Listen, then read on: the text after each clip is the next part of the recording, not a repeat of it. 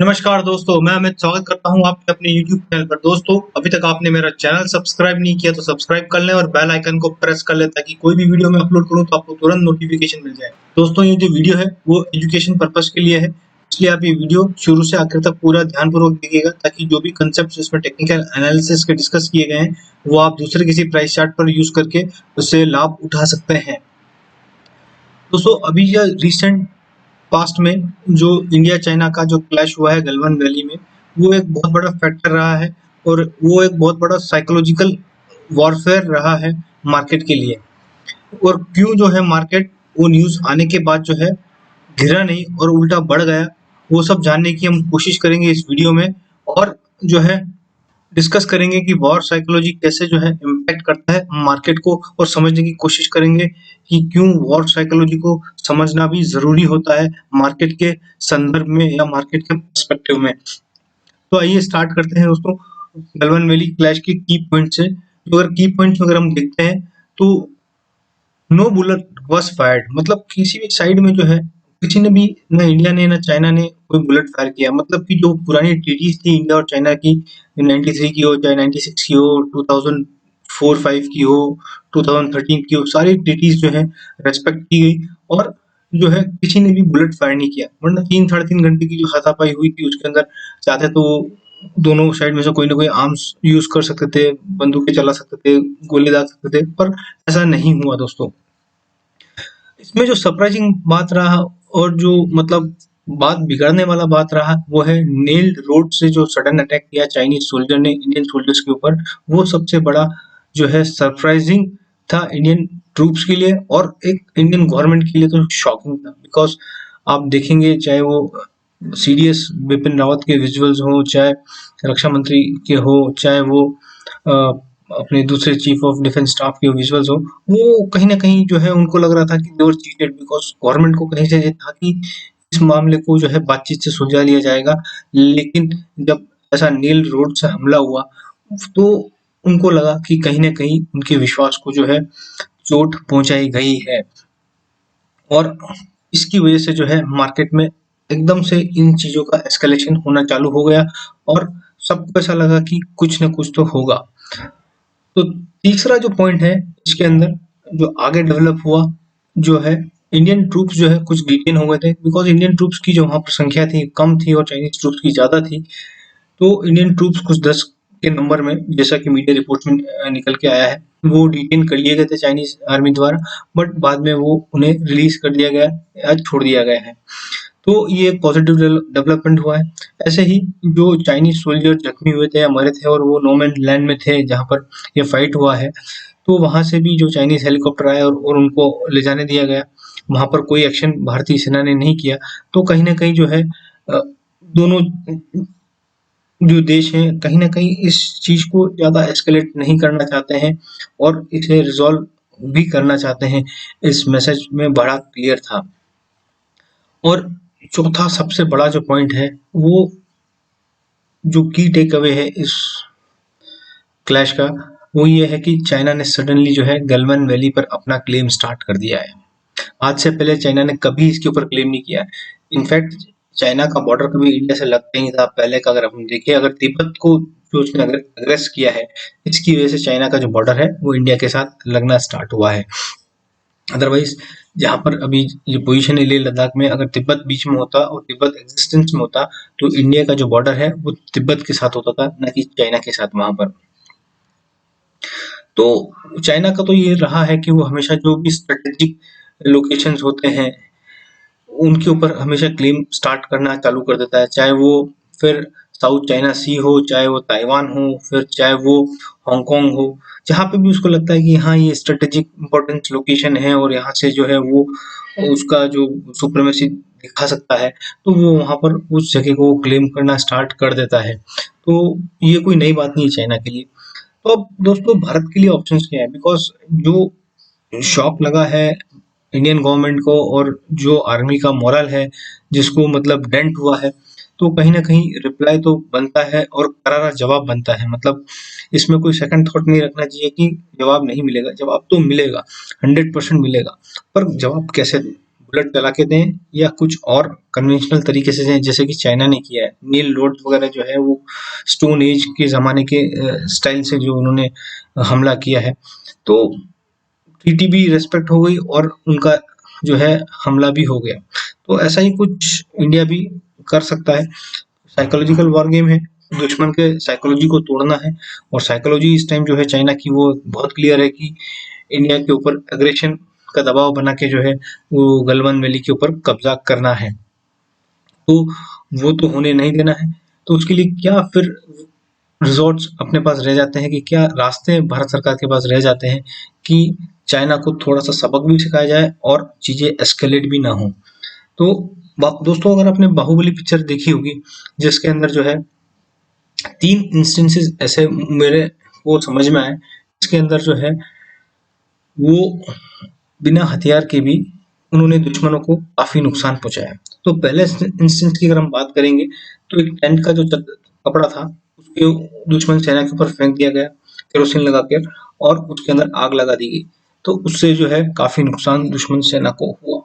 तो दूसरा जो इंस्टेंस था उसी पिक्चर का है, उसके अंदर जो बैल है उसके सींग के ऊपर आग लगा दी गई, और वो जो बैल का जो बहुत सारे बैल थे वो दुश्मन सेना की ओर छोड़ दिए गए। तो उससे भी दुश्मन सेना में भगदड़ मच गई और वहां पे भी दुश्मन सेना का नुकसान।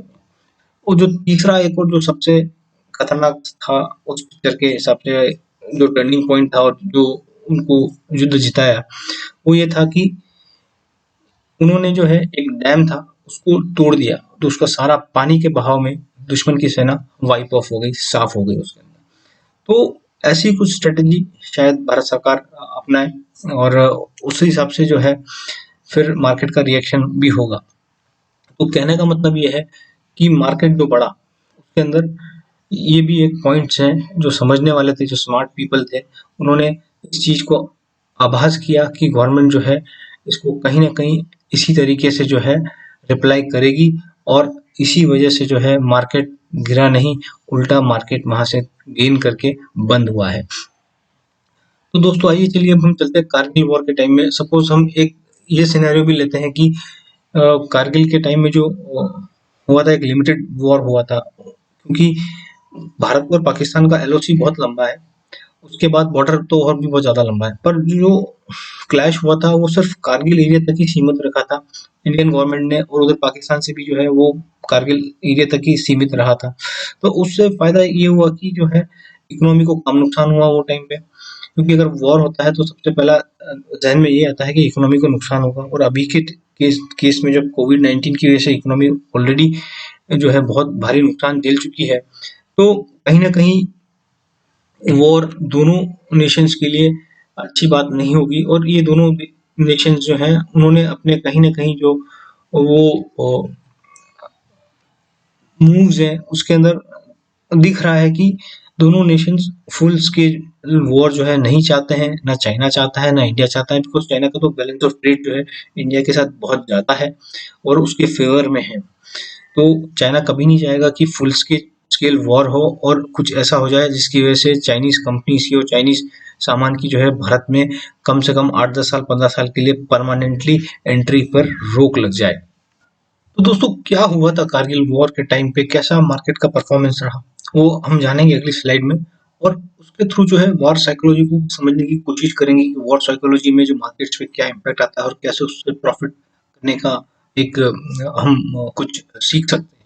तो ये दोस्तों, हम चलते हैं कारगिल वॉर के टाइम और क्या हुआ था, वो कैसा रहा था, कब स्टार्ट हुआ था और कब एंड हुआ था, और मार्केट के ऊपर उसका क्या इम्पैक्ट आया था वॉर साइकोलॉजी का, वो जानने की कोशिश करते हैं। तो 3 मई 1999 यानी कि 3 मई 1999 को जो है वॉर स्टार्ट हुआ था और 26 जुलाई 1999 को वो खत्म हुआ।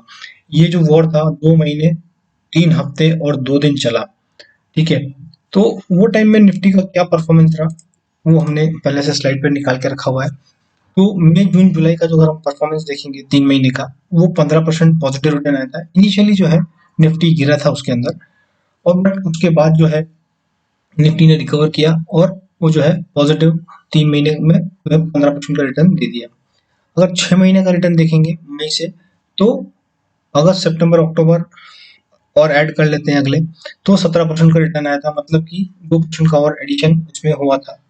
और अगर मई से जो है, अगर हम 9 महीने का देखते हैं और नवंबर, दिसंबर, जनवरी जो है वो भी ऐड कर लेते हैं उसके अंदर, तो 36% का रिटर्न आया था। और उसके बाद अगर 12 महीने का टोटल देखते हैं और लास्ट के जो 9 महीने उनमें फरवरी, मार्च और अप्रैल को भी ऐड कर लेते हैं, तो 24% का रिटर्न उसके अंदर आया था। तो कुल मिला के ये कहा जा सकता है कि दोस्तों, जो ट्रेंड था निफ्टी में वो टाइम पे मार्केट्स में, या फिर बोले तो वो पॉजिटिव था, वो स्ट्रांगली अप था, क्योंकि वो टाइम पे जो है डॉट कॉम बूम चल रहा था। और वो जो डॉट कॉम बूम था वो जनवरी फरवरी जो है 2000 में जो है टॉप आउट हुआ था, टेपर आउट हुआ था, और वहां से फिर मंदी आना चालू हुआ। और इसीलिए शायद जो है लास्ट जो 3 महीने का जो रिटर्न है उसमें जो 24% की जो कमी आई है मार्केट में वो दिख रही है। तो कहने का मतलब ये है कि वॉर साइकोलॉजी को समझना भी बहुत ज़रूरी है मार्केट में अगर हम रहते हैं तो। और मार्केट का उसके ऊपर क्या इम्पैक्ट आता है वो भी हमें जानना बहुत ज़रूरी है। देखो, इसमें 2 सिनेरियोस उभर के आ रहे हैं। या तो जो मैंने आपको बताया कि बाहुबली टाइप जो 3 सिनेरियो मैंने बताया उसमें से ऐसा कुछ कोई सिनेरियो इमर्ज हुआ। एग्ज़ैक्टली ये सिनेरियो तो इमर्ज नहीं होंगे दोस्तों। ऐसा कुछ इमर्ज हुआ और इंडियन आर्मी जो है वहाँ पर ऐसा कुछ करे जिसकी वज़ह से जो है मतलब एक revenge kind of A stuff हुआ। या फिर जो है अगर चाइना नहीं मानता है और ये एस्केलेट होता है तो देन एक कारगिल टाइप ऑफ वॉर जो था वो टाइम पे, वैसा वॉर जो है गलवान वैली में हो सकता है। और उस केस में जो है भी जो है ये बात पक्की है कि जो लॉस जो है इकोनॉमी को वो लिमिटेड होगा। हाँ, वॉर का कॉस्ट होता है वो इंडिया को पे करना पड़ेगा, और जो चाइना को पे करना पड़ेगा वो और ज़्यादा होगा कॉस्ट, क्योंकि जो चाइनीज गुड्स हैं वो फिर तो उनके इम्पोर्ट ड्यूटी इतनी लग जाएगी कि उसको मुश्किल हो जाएगा। और सपोज इम्पोर्ट ड्यूटी तो कोई बोलेगा अभी भी लग रही है, बट उस केस में क्या होगा कि अभी तो एक चांस है कि चलो वापस से जब वापस डायलॉग के थ्रू अगर चीजें रिजॉल्व होती है तो इम्पोर्ट ड्यूटी वापस धीरे धीरे कम हो जाएगी। बट इन केस वॉर होता है तो वो इम्पोर्ट ड्यूटी इमीडिएटली खत्म होना मुश्किल हो जाएगी। और हो सकता है कि वो कोई 5 साल चल जाए, कोई 10 साल चल जाए, उसका कोई मतलब हम उसका भी फिलहाल जब तक कैसा वॉर का आउटपुट होता है, अगर रियल में होता है वो, तो उसके हिसाब से ही जो है उसका जो इम्पैक्ट उसके ऊपर आएगा। तो दोस्तों ये था वॉर साइकोलॉजी। अब हम चलते हैं वीकली सेक्टोरल इंडेक्सेस की परफॉर्मेंस के बारे में। लास्ट वीक का एक हमें फीडबैक मिला था कि इसके अंदर निफ्टी एनर्जी नहीं लिया है। दोस्तों एनएससी का क्लासिफिकेशन है, आप जाके चाहे तो एनएससी की वेबसाइट पे देख सकते हैं, और एनएससी के सेक्टोरल इंडेक्सेस हैं वो ही हम लेते हैं। और जो निफ्टी एनर्जी है वो थीमेटिक इंडेक्स में दिया हुआ है, तो इसमें इंक्लूड नहीं है। तो निफ्टी 50 का जो रिटर्न था लास्ट वीक 2.72% था। और अगर हम वो सेक्टर्स देखें या फिर वो स्टॉक्स देखें जो आउट परफॉर्म किए निफ्टी 50 को, उसमें जो कौन थे वो थे निफ्टी मीडिया जो कि 7.5% के आसपास तेज हुआ, निफ्टी पीएसयू बैंक 5% के आसपास तेज हुआ, निफ्टी फाइनेंशियल सर्विसेज और निफ्टी रियल्टी 4% के आसपास तेज हुआ, निफ्टी बैंक जो है 3-3.25% के आसपास तेज हुआ। तो ये सभी सेक्टर्स जो थे वो निफ्टी को आउट परफॉर्म किए हैं। और कुछ सेक्टर्स जो थे वो निफ्टी को अंडर परफॉर्म किए, वो है निफ्टी प्राइवेट बैंक जो कि 2.5% के आसपास चला, निफ्टी मेटल्स 1.5% के आसपास, निफ्टी ऑटो 1% के आसपास, निफ्टी आईटी जो है 0.5% के आसपास चला है, निफ्टी फार्मा ऑलमोस्ट फ्लैट रहा है, और एक जो सेक्टर नेगेटिव परफॉर्म किया है वो है निफ्टी एफएमसीजी जो 1.5% के लॉस के साथ बंद हुआ है। तो मोस्टली जो है वो rate sensitive sectors again out performance आया है। अगर हम देखेंगे तो Nifty PSU bank, Nifty financial services, Nifty realty और निफ्टी बैंक जो है सब रेट सेंसिटिव है। और जो डिफेंसिव है फार्मा और एफएमसीजी दोनों ऑलमोस्ट या तो नेगेटिव है या फिर फ्लैट है। और निफ्टी आईटी वो भी एक तरीके से जो है रेट सेंसिटिव नहीं है, तो उसमें भी जो रिटर्न्स हैं 1% से कम है। तो दोस्तों अब हम करते हैं निफ्टी पर शॉर्ट टर्म एनालिसिस पर। दोस्तों जो कि हमने वीडियो में कवर किया है कि कैसे वॉर साइकोलॉजी और साइकोलॉजी एक महत्वपूर्ण रोल होता है, खाली वॉर की नहीं, बहुत सारी साइकोलॉजी जो है प्रोपोर्शंस इम्पैक्ट करते हैं मार्केट में। तो सबसे बढ़िया टूल क्या है कि हम मार्केट की साइकोलॉजी को गेज कर सकते हैं, तो उसके लिए है दोस्तों प्राइस चार्ट है। और प्राइस चार्ट को सबसे बेस्ट तरीके से अगर अपन एनालाइज कर सकते हैं तो वो है इलियट वेव एनालिसिस, जो वन ऑफ द नोन चीज है जिसमें ज्यादा कोई मतलब छुपा हुआ कुछ चीज नहीं है। जो भी रूल्स और गाइडलाइंस हैं वो एकदम वेरी क्लियर है। तो दोस्तों फिलहाल के लिए मैं ज्यादा अंदर डीप में नहीं जाता हूँ, बट यहाँ पर मार्क करता हूँ कि निफ्टी में क्या रहा है। वेव काउंट ये है डब्ल्यू है दोस्तों, ये ए बी सी है, तो ये डब्ल्यू हुआ, एक करेक्टिव लेग अप दूसरा डाउन, तो ये डब्ल्यू, ये एक्स,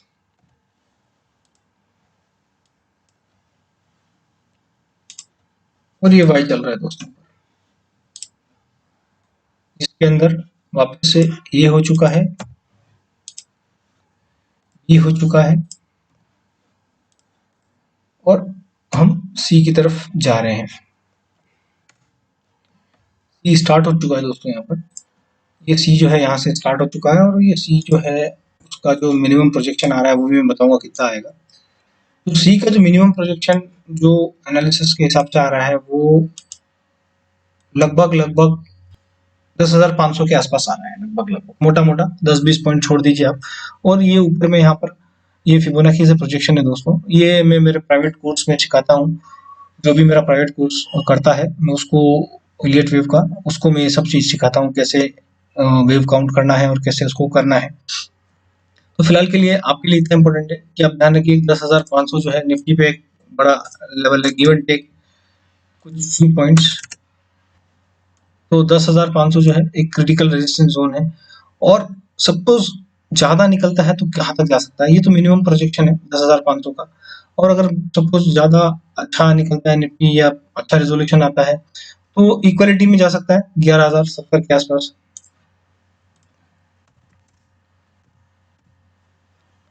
दोस्तों अभी आपको काफी ऐसा अपीलिंग लग रहा होगा यार, काफी बड़ा लग रहा होगा टारगेट 11,070 के आसपास का, 80 के आसपास का। बट अगर निफ्टी चलता है यहाँ से और सपोर्ट जो है नहीं तोड़ता है, जो कि ये ट्रेंड लाइन का सपोर्ट है यहाँ पर 9,850, ये बहुत क्रिटिकल है इस वेव काउंट के लिए। जब तक ये 9,850 होल्ड कर रहा है तब तक अच्छा चांस है कि 10,500 तो मिनिमम निफ्टी गेन करे। और उसके बाद अगर ये ट्रेंड लाइन जो है अपर ट्रेंड लाइन वो तोड़ देता है तो बहुत ब्राइट चांस है कि आराम से एक स्ट्रक्चर्ड मैनर में जो 11,080 11,050 के आसपास भी निफ्टी आ सकता है, जो कि यहाँ पर क्लियर रेजिस्टेंस जोन भी और गैप भी है। और अगर हम इक्वलिटी यहाँ से लेते हैं दोस्तों, डब्ल्यू एक्स और वाई, उसकी इक्वलिटी भी दोस्तों लगभग वहीं तक आ रही है 11,100 के आसपास। तो काफी सिमिलरिटी प्रोपोर्शंस में भी हो रही है। तो ये वेव काउंट जस्टिफाइबल लग रहा है फिलहाल के लिए। अगर कुछ चेंज रहेगा तो मैं आपको अपडेट कर दूंगा। तो दोस्तों समरी क्रक्स ये है कि निफ्टी जो है फिलहाल के लिए अप ट्रेंड में है। थोड़ा करेक्शन शायद मंडे ट्यूजडे को आ सकता है, क्योंकि मैंने इसका आवरली चार्ट देखा था तो उसके अंदर जो है 5 वेव एडवांस खत्म हो चुका है नीचे से। तो थोड़ा आपको एक करेक्शन इमीडिएटली देखने को मिल सकता है, बट ये करेक्शन जो है यहाँ पर होल्ड कर जाना चाहिए 10,035 के आसपास। तो कोई भी करेक्शन अगर इंटरडे में आता है निफ्टी में एक आध दिन के लिए तो 10,035 के आसपास जो है वो होल्ड कर जाना चाहिए, उसके नीचे नहीं जाना चाहिए, रिवर्सल पॉइंट होगा। अगर इसके नीचे जाता है तो शायद ये वेव काउंट जो आवरली चार्ट पे हमने किया है, ये 1 है यहाँ पर, ये 2 है, ये 3 है, यहाँ पर एक दोस्तों 4 आएगा जो 10,134 के नीचे नहीं जाना चाहिए। हो सकता है 10,035 तक भी चला जाए, बट रिवर्सल पॉइंट उसका 10,035 के आसपास रहेगा। और ऊपर में जो है एक फिफ्थ वापस से बनेगा, और वो फिफ्थ का जो टारगेट है दोस्तों वो लगभग लगभग आपका बनेगा, अगर यहाँ पर 35 के आसपास बनता है तो फिफ्थ का टारगेट आपका बन गया है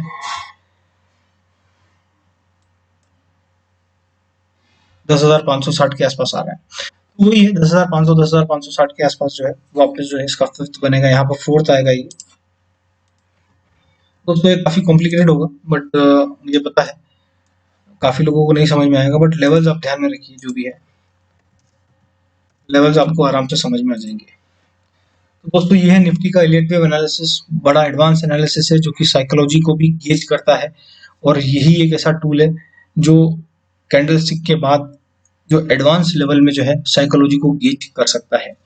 तो है दोस्तों अब हम जो है बैंक निफ्टी पर टेक्निकल एनालिसिस की चर्चा कर लेते हैं। दोस्तों लास्ट वीडियो में हमने ये कंक्लूड किया था कि 19,750 जो है की सपोर्ट है, और जब तक वो होल्ड कर रहा है ये ट्रेंड लाइन का सपोर्ट, तब तक जो है बैंक निफ्टी जो है अप ट्रेंड में है। बयास वो टाइम पे ऐसा लग रहा था कि शायद ब्रेकडाउन कर दे तो 1,000-1,500 पॉइंट का भी डाउन साइड आ सकता था, बट वो सपोर्ट को रेस्पेक्ट किया इसने, और वहां से जो है अब रेजिस्टेंस के रैली किया, और अब जो है रेजिस्टेंस के आसपास आ चुका है। दोस्तों जो पहला रेजिस्टेंस बैंक निफ्टी पे जो भी निकल के आ रहा है वो 21,800 और 22,000 की रेंज का है। दोस्तों अगर ये रेंज क्रिटिकली निकल जाती है कन्विंसिंगली तो बहुत अच्छा होगा और एक डबल बॉटम पैटर्न का ब्रेकआउट आएगा, जो कि हम प्रीवियस वीडियोस में भी डिस्कस कर चुके हैं कि ये डबल बॉटम पैटर्न जो है बन रहा है यहाँ पर, और उसका जो टारगेट जो है वो ऊपर में बहुत अच्छा सा टारगेट भी हमने दिया है, वो आप हमारी वीडियोस में जाके देख सकते हैं प्रीवियस वीडियोस में। तो अभी के लिए फिलहाल इसके ऊपर 22,000 के ऊपर अगर ब्रेकआउट आता है तो 22,400 जो है पहला लेवल है इसका, और उसके बाद 22,900 जो है वो दूसरा लेवल है। तो ये लेवल्स जो है दोस्तों टेक्निकली निकल के आ रहे हैं फिलहाल के लिए निफ्टी, बैंक निफ्टी में। और सपोर्ट की जहां तक हम बात करेंगे दोस्तों, तो पहला सपोर्ट बैंक निफ्टी में है वो 20,650 के आसपास है। 610, 650, 50 एक्सपोनेंशियल मूविंग एवरेज जो है दोस्तों वो 20,600 है। तो 650, 600 की रेंज में पहला सपोर्ट जोन है, और दूसरा जो क्रिटिकल रहेगा वो 20,200 का रहेगा दोस्तों।